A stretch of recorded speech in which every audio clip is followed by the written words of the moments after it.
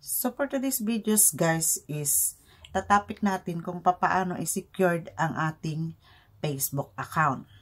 Bukod sa naka 2-factor na po tayo, dapat naka-login alerts.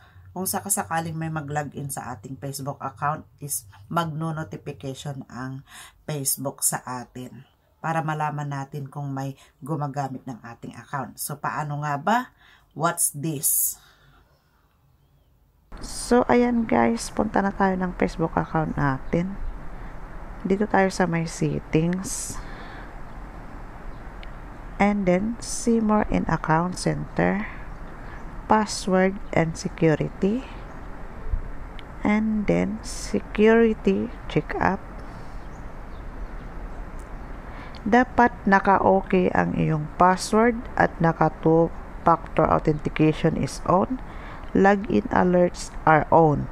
Dapat naka-settings ang tatlo na yan para ma-secure ang inyong mga Facebook account. So, review natin kasi naka-set na lahat yan. May tutorial na po ako dyan kung paano mag 2-factor ng account.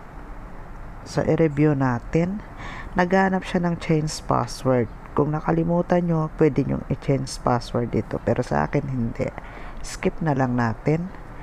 So, ito na yung 2 authentication is on. Na-manage ko na po yan. Next natin. So, dapat naka-on ang Facebook. Will send you a notification. Magsisend po ang code nyo kung sakasakaling nakalimutan nyo ang password or may nag-login sa iyong account.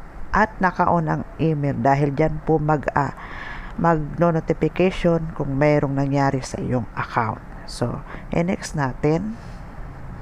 Yan, na-set up ko na po. Dapat nakasecure lahat ang inyong tatlong tips na kailangan nating i-set up dito sa Facebook account natin. Login alerts are on.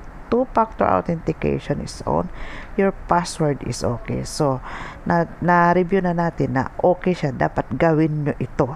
Huwag nyong baliwalain dahil uso-uso ngayon ang hacker or nai-spam lahat ng ating mga posting sa ating Facebook account dahil meron naglalagin sa ating account. Kaya dapat naka-secured ang inyong Facebook account. So yun guys, ganun lang. I-secure nyo po ang inyong mga account. Huwag nyo pong baliwalain dahil mahirap po kung may gagamit sa ating account. Gagawan nila ng masama po. So, ganun lang po. Thank you for watching.